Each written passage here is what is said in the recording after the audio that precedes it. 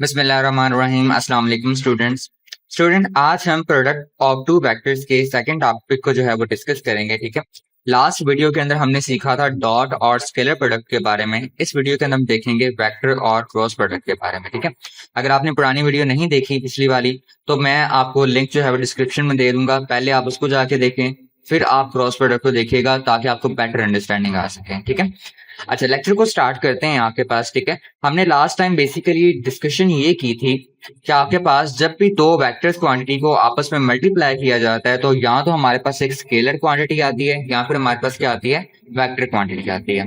और last lecture में हमने ये बात देख ली थी कि हमारे पास जब दो वेक्टर्स क्वांटिटी को मल्टीप्लाई करें और हमारे पास रिजल्ट में एक स्केलर क्वांटिटी आए तो उस प्रोडक्ट को हम क्या बोलते हैं, डॉट या फिर स्केलर प्रोडक्ट बोलते हैं। आज हमारी टोटल डिस्कशन होगी वेक्टर और क्रॉस प्रोडक्ट के ऊपर। ठीक है, हम इसकी कैरेक्टरिस्टिक को डिस्कस करेंगे, एग्जांपल्स को डिस्कस करेंगे और इसकी डेफिनेशन को डिस्कस करेंगे। ओके बच्चों, वेक्टर और क्रॉस प्रोडक्ट क्या होता है? ठीक है, if the product of two vectors results in a vector quantity then it is called vector product. अगर आप क्या करते हैं, दो वेक्टर्स को आपस में मल्टीप्लाई करते हैं और रिजल्ट में आपके पास क्या आ जाए, एक वेक्टर क्वांटिटी आ जाए, तो ऐसी मल्टीप्लिकेशन को, ऐसे प्रोडक्ट को बच्चों आप क्या बोलते हो, वेक्टर प्रोडक्ट बोलते हो। क्लियर है बच्चों? इसकी मैथमेटिकल फॉर्म को चेक कर लेते हैं। मैथमेटिकली आप इसको लिखते हो a cross b is equal to A B sine of theta. अब ये फॉर्म पिछली वाली फॉर्म से कुछ मिलती जुलती आपको नजर आ रही होगी जो आपने डॉट और स्केलर प्रोडक्ट में पढ़ी होगी। बस डिफरेंस कहां पर, वहां पर आपने क्रॉस की जगह क्या लगाया था, डॉट लगाया था, जो कि स्केलर प्रोडक्ट की पहचान है। ठीक है, और यहाँ पर आप क्या लगा रहे हो, क्रॉस लगा रहे हो, जो किसकी पहचान होगी आपके पास, वेक्टर प्रोडक्ट की, कि आप इन दोनों वेक्टर्स का क्या ले रहे हो, वेक्टर प्रोडक्ट ले रहे हो। ठीक है, ए जो है वो मैग्नीट्यूड है किसका, वेक्टर ए का, जबकि बी जो है वो मैग्नीट्यूड है किसका, वेक्टर बी का। ठीक है, वहां पर आपने फंक्शन इस्तेमाल किया था कॉस ऑफ थीटा, यहाँ पर क्रॉस प्रोडक्ट के केस में आप फंक्शन इस्तेमाल करेंगे साइन ऑफ थीटा। इसके अलावा बच्चों आपने अभी सीखा कि अब जब दो वेक्टर्स को आपस में मल्टीप्लाई किया जाता है तो आपको क्या मिलती है, एक वेक्टर क्वांटिटी मिलती है। अब ये उस वेक्टर क्वांटिटी का क्या है, मैग्नीट्यूड। ठीक है, तो आप जानते हो कि वेक्टर क्वांटिटी के पास सिर्फ मैग्नीट्यूड नहीं होता बल्कि क्या दो चीजें होती हैं, मैग्नीट्यूड प्लस डायरेक्शन। तो इसकी डायरेक्शन भी होगी, तो आप इसके साथ लगाएंगे एन हैट। ठीक है, क्या लगाएंगे, एन हैट। ये आपके पास इस वेक्टर का मैग्नीट्यूड है A B sine of theta, और जो एन हैट है बेसिकली ये उसकी डायरेक्शन को स्पेसिफाई करेगा कि आपके पास जो रिजल्टेंट वेक्टर है उसकी डायरेक्शन क्या है। क्लियर है बच्चों? सो नीचे भी वो यही बात कुछ बताता है आपको। सो देखें, आपसे वो कहता है where n is a unit vector. आपके पास एन क्या है, एक यूनिट वेक्टर है जो कि परपेंडिकुलर है किस चीज के, प्लेन कंटेनिंग ए बी। ठीक है, वो आपके पास परपेंडिकुलर है यानी अमूद है, 90 डिग्री का एंगल बना रहा है उस प्लेन के साथ। ठीक है, जो कि ए और बी को क्या कर रहा है, कैरी कर रहा है, यानी वेक्टर ए और बी जो है उस प्लेन के ऊपर आते हैं। अब सबसे पहले बच्चों ये प्लेन हवाई जहाज वाला प्लेन नहीं है। ठीक है, इसे हवाई जहाज वाला प्लेन नहीं समझना आपने, प्लेन से मुराद यहाँ पे कुछ और है। ठीक है, आए देखते हैं कि वो क्या मुराद है। उससे पहले मैं आपको कुछ चीजें सिखाना चाहता हूँ जो बहुत इंपॉर्टेंट है। ठीक है, और आपकी मैथ्स को भी क्लियर कर आए। अच्छा बच्चों ये देखें, ये आपके पास कार्टेशियन कोऑर्डिनेट सिस्टम है। ठीक है, जिसमें आपके पास तीन तरह के एक्सेस होते हैं। ठीक है, एक आपके पास एक्स एक्सिस होता है, एक आपके पास वाई एक्सिस होता है, और एक आपके पास क्या होता है, जी एक्सिस होता है। और मैंने तीनों यहाँ पर शो करवा दिए हैं। अब मैं कुछ रिप्रेजेंटेशन देना चाहता हूँ कि बेसिकली इन रियलिटी ये कैसे नजर आएंगे आपको। देखिए, एक्स एक्सिस जो है वो आपके पास कुछ इस तरह से होता है। ठीक है, ये पेंसिल है ना, ठीक है, तो ये कुछ इस तरह से पड़ी हुई है। ठीक है, तो ये आपका क्या है, एक्स एक्सिस है। ठीक है, वाई एक्सिस कैसा होगा, वाई एक्सिस बच्चों कुछ इस तरह का होगा आपके पास। ठीक है, बिल्कुल वर्टिकल लाइन। ठीक है, ये आपका क्या है, वाई एक्सिस है। अब जी एक्सिस बच्चे समझते हैं क्योंकि सर ने इस तरफ लाइन लगाई है तो जी जो है वो ऐसा होगा, तो एक्चुअल में ऐसा नहीं है बच्चों, जी जो है वो इस तरह से है, यानी बाहर की तरफ निकला होगा। ठीक है, ओके, अब मैं इसको अगर दूसरी तरह से मोशन से समझाना चाहूं तो ये आपका एक्स एक्सिस है, ये आपका वाई एक्सिस है। ठीक है, और ये आपका क्या होगा, जी एक्सिस होगा, जो यहाँ तो इन टू दी पेज होगा, पेज के अंदर होगा, या पेज से क्या निकल रहा होगा, बाहर निकल रहा होगा। ठीक है, अगर मैं आपको थोड़ा सा कैमरा जो है वो पीछे करके दिखाऊं, ठीक है, तो आपको एक्चुअल में पता चलेगा ये तीनों वेक्टर्स आपको कैसे नजर आते हैं। सो स्टूडेंट, मैंने कैमरे की पोजीशन को थोड़ा सा एडजस्ट कर लिया है और मेरे पास काफी स्पेस आ गई आपको शो करवाने के लिए कि तीनों जो हैं एक्सिस जो हैं वो किस तरह से नजर आते हैं। अब ये बच्चों आपका एक्स एक्सिस है। ठीक है, जो इस तरह से पड़ा हुआ है। ठीक है, यहाँ पे मैं एक और पेंसिल लेता हूं तो ये एक्स एक्सिस के साथ क्या आ गया आपका, वाई एक्सिस आ गया कुछ इस ओरिएंटेशन में, ये आपका एक्स एक्सिस और ये क्या है वाई एक्सिस है। तो बच्चों जी एक्सिस कहां पर आएगा? तो जी एक्सिस देखें आपके पास कुछ इस तरह से आएगा, ठीक है, ये देख, ये एक्स एक्सिस, ये वाई एक्सिस और ये कौन सा आपका जी एक्सिस है, और यही मैंने यहाँ पे ड्रॉ किया हुआ है, ठीक है। ये देखें एक तीनों एक दूसरे के साथ कितना एंगल बना रहे हैं, 90 डिग्री का। ये इसके साथ 90 का बना रहा है, ये इसके साथ 90 का बना रहा है, और ये इसके साथ भी क्या कर रहा है, 90 डिग्री का एंगल बना रहा है। अब देखिए बच्चों यहां पर उसने क्या बोला है कि आपके पास जो एन यूनिट वेक्टर है, ठीक है, वो परपेंडिकुलर है किसके, प्लेन के, जो कि कंटेन कर रहा है किसको, ए क्रॉस बी को। तो मेरे पास प्लेन क्या होगा, मेरा सवाल फिर से वही आ गया। अगर बच्चों मैं क्या करूं, यहां से इग्नोर कर दूं जी एक्सिस को, तो जब भी आप कोई चीज दो एक्सिस के दरमियान में बनाते हैं ना, तो वो आपके पास प्लेन होता है। यानी कोई भी चीज जो 2 डायमेंशन के अंदर है वो आपके पास क्या है, प्लेन है। यानी एक्स और वाई आपके पास क्या है, एक प्लेन का काम कर रहे हैं। अगर मैं वाई को छुपा दूं तो एक्स और जी भी एक प्लेन का काम कर रहे हैं। अगर मैं क्या करूं, एक्स को छुपा दूं तो वाई और जी भी क्या कर रहे हैं, एक प्लेन का काम कर रहे हैं। तो वो कह रहा है कि आपके पास जो एन यूनिट वेक्टर है, यानी जो आपके पास रिजल्टेंट वेक्टर की डायरेक्शन है, ठीक है, वो क्या होगी, उस प्लेन के परपेंडिकुलर होगी, जो क्या कर रहा है, वेक्टर ए और वेक्टर बी को कंटेन कर रहा है, वेक्टर ए और बी रखता है। अच्छा बच्चों इस चीज को समझें कि आपके पास ये जो आपके पास वेक्टर्स हैं, ठीक है, ये कौन से प्लेन के अंदर आ रहे हैं, ठीक है। अब ये एक्स एक्सिस है, ठीक है, ये क्या है, वाई एक्सिस है। तो अगर आपसे मैं पूछूं कि ये क्या है, तो आप क्या बोलेंगे, ये सर ये जी एक्सिस, ये क्या चीज है, जी एक्सिस है। और अभी मैंने आपको बताया जी एक्सिस कैसे होता है, कुछ इस तरह से होता है, ठीक है, या तो इनटू द पेज या फिर आउट ऑफ द पेज। तो मैं इसको रिप्रेजेंट करवाऊंगा इन्हीं पेंसिल की हेल्प से। That is your vector A, ठीक है, ये वाला, ठीक है, क्लियर है। और ये आपका वेक्टर बी किस तरह से आएगा, जी एक्सिस, जो कि कहां पर आएगा, नीचे की, ठीक है, कुछ इस तरह से। ये आपका एक्स एक्सिस और ये आपका क्या है, जी एक्सिस है, ठीक है। तो आपका जो यूनिट वेक्टर होगा वो इसके क्या होगा, परपेंडिकुलर होगा, इन दोनों वेक्टर्स के परपेंडिकुलर, यानी इन दोनों वेक्टर्स के साथ क्या करेगा, 90 डिग्री का एंगल बनाएगा। वो कहां पर आएगा, वो आपके पास कुछ इस डायरेक्शन पे आएगा। कहां पर आएगा, कुछ इस डायरेक्शन में आएगा, जो क्या कर रहा है, इन दोनों वेक्टर्स के साथ क्या कर रहा है, 90 डिग्री का एंगल बना रहा है। दैट्स वाई उसने ये कहा है कि आपके पास जो यूनिट वेक्टर है, ठीक है, वो परपेंडिकुलर होता है, ठीक है, किसके, प्लेन के, ठीक है, उस प्लेन के जो कंटेन कर रहा है किसको, ए और बी को। यहाँ पे कौन सा प्लेन कंटेन कर रहा है, ए और बी को, यहाँ पे आपके पास एक्स और जी एक्सिस जो है, ठीक है, एक्स और जी क्या कर रहे हैं, कंटेन कर रहे हैं ए और बी को, ठीक है। और आपके पास इनके बिल्कुल परपेंडिकुलर ये जो वेक्टर है वो क्या है, ड्रॉ किया गया है। क्लियर है बच्चों, ठीक है। सो यहां तक आई होप सो कि आपको समझ आ गया होगा कि इस लाइन का आपके पास मतलब क्या था, ठीक है। आए इसको मजीद डिस्कस करें। ओके स्टूडेंट्स, अब हमें क्या पता करना है कि हमारे पास जो आपके पास ये एन यूनिट वेक्टर है, ठीक है, इसकी डायरेक्शन जो है वो किस तरह से फाइंड की जा सकती है, ठीक है। तो इसकी डायरेक्शन को फाइंड करने के लिए हम किसका इस्तेमाल करेंगे बच्चों, राइट हैंड रूल का इस्तेमाल करेंगे, ठीक है।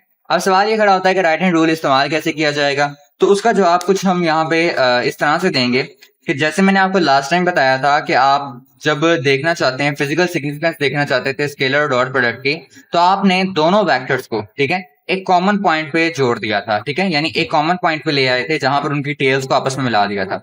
राइट हैंड रूल लगाने से पहले भी आपने क्या करना है, दोनों वेक्टर्स की टेल को आपस में क्या कर देना, आप लोगों ने मिला देना है, ठीक है। और फिर आपने इसके ऊपर क्या करना है, राइट हैंड रूल इंप्लीमेंट करना है। ये मेरा राइट हैंड जो है, ठीक है। सो इसी राइट हैंड का बच्चों मैं क्या करूंगा, इस्तेमाल करूंगा, ठीक है, क्या करने के लिए, फाइंड करने के लिए आपके पास हमारे जो रिजल्टेंट वेक्टर है उसके डायरेक्शन को। सो जब मैं ए को मल्टीप्लाई करवाऊंगा या ए का क्रॉस लूंगा किसके साथ, बी के साथ, तो मेरे पास इस ए क्रॉस बी की डायरेक्शन क्या होगी, ये मुझे कौन बताएगा, राइट हैंड रूल बताएगा, ठीक है। सो इसी राइट हैंड रूल की यहाँ पे डिमॉन्स्ट्रेशन में आपके सामने करूंगा अपने हैंड की मदद से, ठीक है। सो आपने फॉलो करना है, ठीक है, इसी चीज को, तो आपको भी पता चल जाएगा कि हमारे पास बेसिकली डायरेक्शन क्या आएगी। अच्छा बच्चों, यहाँ पर एक चीज आपको दिखाना चाहता हूँ कि ये जो बातें मैंने यहाँ पर की हैं, या जो मैंने डायग्राम यहाँ पे बनाई है, आपकी बुक की डायग्राम से थोड़ी सी डिफरेंट होगी। उसने वेक्टर को ए को और बी को कुछ इस तरह से ड्रॉ किया है, ठीक है, कि आपको वो एक प्लेन में दिखाए, ठीक है। मैंने कुछ चेंजिंग करके ड्रॉ किया है, लेकिन दोनों का मकसद बच्चों सेम है, ठीक है। दोनों में आपको रिजल्ट जो है वो सेम ही मिलेंगे, ठीक है। अच्छा, अब सबसे पहले बच्चों मुझे ये बताएं कि जो वेक्टर बी है ये कौन सा एक्सिस पे आ रहा है, सोचें जी। ये आपके पास जी एक्सिस पे आ रहा है, ये कहां पर आ रहा है, ये एक्स एक्सिस के ऊपर आ रहा है। तो मैं अपने हैंड को उसी लिहाज से अरेंज करूंगा। तो सीखें कि राइट हैंड रूल कैसे अप्लाई होगा। सबसे पहले बच्चों जो आपने काम करना है, अगर मैं अपनी पोजीशन को थोड़ा सा चेंज करूं, आपने क्या करना है, आपने अपने राइट हैंड को क्या करना है, एक्सटेंड करना है वेक्टर ए की तरफ, यानी पहले वेक्टर की तरफ आपने अपने राइट हैंड को क्या करना है, एक्सटेंड करना है। ठीक है, कुछ इस तरह से आपने इसको क्या कर लेना है, एक्सटेंड कर लेना है। ठीक है, और फिर बच्चों मैं बेसिकली दिखाना चाहता हूं इस तरह से एक्सटेंड होगा। ठीक है, फिर आपने क्या करना है कि इसको अपनी जो फिंगर्स हैं इनको आपने कर्ल करना है, मोड़ना है। किसके डायरेक्शन में, वेक्टर बी की डायरेक्शन में। और वेक्टर बी किस एक्सिस में आ रहा है, जी एक्सिस में आ रहा है। और जी एक्सिस कहां पर होता है, या तो इनटू द पेज होगा या फिर क्या होगा, आउट ऑफ द पेज होगा। ठीक है, सो मैंने वेक्टर ए की तरफ अपनी जो है बेसिकली फिंगर्स पॉइंट की। ठीक है, और उनको कर्ल कर लिया किसकी तरफ, वेक्टर बी की तरफ। तो थंब जो है वो आपको बच्चों इंडिकेट करवाएगा कि आपके रिजल्टेंट वेक्टर की डायरेक्शन क्या होगी। तो क्या अभी आप इस डायग्राम को अगर मेरे हाथों से क्या करें, रिजेंबल करें, ठीक है, तो आपको पता चल रहा होगा कि बेसिकली हमने जो राइट हैंड रूल लगाया है, ठीक है, वो आपको डायरेक्शन बता रहा है। ठीक है, वो बता रहा है कि आपके पास जो बेसिकली थंब है, ठीक है, वो कह रहा है कि रिजल्टेंट वेक्टर कहां पे जाएगा बच्चों, ऊपर की तरफ जाएगा। क्लियर है? तो आपको दोबारा एक बार बता देता हूं। ठीक है, पहले वेक्टर की तरफ क्या करें, अपने फिंगर्स को एक्सटेंड करें। ठीक है, और उनको कर्ल करें in the direction of second vector. ठीक है, सेकंड वेक्टर की डायरेक्शन में क्या करें, कर्ल करें, जो जी एक्सिस के अलोंग आ रहा था। तो थंब आपको बताएगा कि आपके पास जो रिजल्टेंट वेक्टर है उसकी डायरेक्शन क्या होगी। क्लियर है बच्चों? तो देखें डायग्राम से रिजेंबल खा रही है। ठीक है, ये चीजें क्लियर है। अच्छा, ये तो होगा तब जब आप क्या करेंगे, ए क्रॉस बी करेंगे। ठीक है, क्या फाइंड करूंगा, ए क्रॉस बी फाइंड करूंगा। लेट्स से कि मैं इसकी ओरिएंटेशन चेंज कर लेता हूं। ठीक है, और अब मैं फाइंड करना चाहता हूं बच्चों बी क्रॉस ए। मैं क्या फाइंड करना चाहता हूं, बी क्रॉस ए। अच्छा, अब आपके पास पहला वेक्टर क्या है, बी है, और दूसरा वेक्टर क्या है, ए है। पहले पहला वेक्टर क्या था, ए था, और दूसरा वेक्टर क्या था, बी था। अब मुझे क्या करना है, अपना हैंड जो है वो एक्सटेंड करना है किसकी तरफ, बी की तरफ। ठीक है, और उसकी फिंगर्स को कर्ल करना है किसकी तरफ, ए की तरफ। ठीक है, तो सबसे पहला काम मैं यही करूंगा कि मैं अपने जो थंब है, ठीक है, वो उसको एक्सटेंड कर लूंगा, या अपनी फिंगर्स को एक्सटेंड कर लूंगा वेक्टर बी की तरफ। ठीक है, तो कुछ इस तरह से आए। अब देखिए, मैंने आपको बताया था कि वेक्टर बी चूंकि जी एक्सिस के अंदर आ रहा है। ठीक है, तो जी एक्सिस में आने की वजह से बेसिकली मैं अपनी जो बेसिकली राइट हैंड है, ठीक है, उसकी फिंगर्स को एक्सटेंड कर रहा हूँ किसकी तरफ, जी एक्सिस की तरफ, यानी वेक्टर बी की तरफ। ठीक है, और अपनी जो फिंगर्स हैं उनको कर्ल कर लूंगा किसकी तरफ, एक्स एक्सिस की तरफ, क्योंकि वेक्टर ए जो है वो किसकी डायरेक्शन में आ रहा है, एक्स एक्सिस की डायरेक्शन में आ रहा है।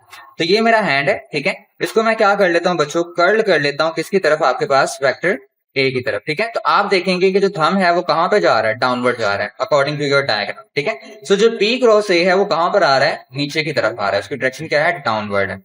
अच्छा बच्चों, इस ऑर्डर को चेंज करने से क्या आपको कोई चीज पता चली, वो बात आपको ये पता चली बच्चों कि अगर मैं डायरेक्शन को, या ये कह लें कि अगर आप क्या करते हैं, ए क्रॉस बी की ओरिएंटेशन को चेंज कर देते हैं, ए क्रॉस बी से बी क्रॉस ए कर देते हैं, तो आपके पास जो रिजल्टेंट वेक्टर है उसकी डायरेक्शन क्या हो जाएगी, चेंज हो जाएगी। ठीक है, उसकी डायरेक्शन क्या हो जाएगी, चेंज हो जाएगी। ठीक है, जिससे हमें ये बात पता चलती है कि आपके पास ए क्रॉस बी जो है वो बराबर नहीं है किसके, बी क्रॉस ए के। क्लियर है?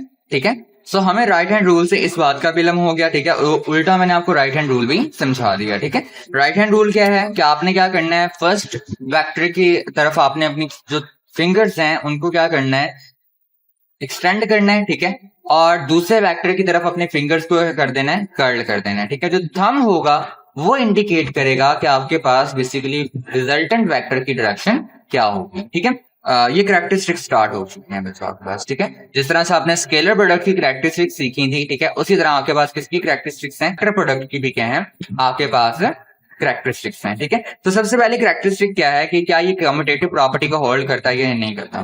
तो मैंने आपको सिखाया हुआ है कि कम्यूटेटिव प्रॉपर्टी क्या होती है कि अगर आप दो वेक्टर्स को या दो नंबर्स को आपस में मल्टीप्लाई करें और उनके ओरिएंटेशन चेंज कर लें तो वो दोनों एक दूसरे के बराबर हैं। यानी जैसे आपने स्केलर प्रोडक्ट में देखा था कि जब आप ए डॉट बी करते थे, ठीक है, या बी डॉट ए करते थे तो आपके पास आंसर सेम आता था। लेकिन अभी आपने देखा है कि अगर हम ए क्रॉस बी करते हैं या बी क्रॉस ए करते हैं तो आंसर सेम नहीं आता। ठीक है, क्यों नहीं आता, क्योंकि वेक्टर्स की डायरेक्शन जो है वो एक दूसरे के ऑपोजिट आ जाती है। तो हम यहाँ पे ये लिख सकते हैं कि ए क्रॉस बी जो है वो बराबर है किसके, माइनस बी क्रॉस ए के। ठीक है, इसके बराबर है माइनस बी क्रॉस ए के। अब ये बता रहा है, इसका मतलब क्या है, ये सीखें कि ए क्रॉस बी जो है वो बराबर तो है एक दूसरे के, लेकिन किसके अंदर, सिर्फ मैग्नीट्यूड के अंदर। ये डायरेक्शन में एक दूसरे के क्या है, ऑपोजिट है। दैट्स व्हाई इन दोनों का जो प्रोडक्ट है वो एक दूसरे के बराबर नहीं है। ठीक है, so it does not hold तो ये आपके पास होल्ड नहीं करता कि इस चीज को कम्यूटेटिव प्रॉपर्टी को। क्यों? क्योंकि आपके पास लेफ्ट हैंड साइड का आंसर कुछ और आ रहा है और राइट हैंड साइड का आंसर कुछ और आ रहा है। क्लियर है बच्चों? अच्छा बच्चों, उसके अलावा कुछ प्रॉपर्टीज को देख लेते हैं। ठीक है, अगर आपके पास क्या है, दो वेक्टर्स एक दूसरे के परपेंडिकुलर्स हैं, ठीक है, तो आपके पास जो क्रॉस प्रोडक्ट है उनका वो क्या आएगा? ये एमसीक्यूज के लिहाज से इंपॉर्टेंट हो सकता है। ठीक है, देखें, अगर मैं क्या करता हूं, यहाँ पे वेक्टर प्रोडक्ट लिखूं जो कि ए क्रॉस बी किसके बराबर है? A B sine of theta n unit vector. ठीक है, तो आप जानते हो कि दो परपेंडिकुलर वेक्टर्स के दरमियान में जो आपके पास थीटा आता है वो कितना होता है? 90 डिग्री होता है। तो साइन 90 आपके पास क्या होगा? A B sine 90 degree. ठीक है, एन यूनिट वेक्टर। आप जानते हो कि साइन 90 कैलकुलेटर पे रखें तो आपको आंसर क्या मिलता है? 1 मिलता है।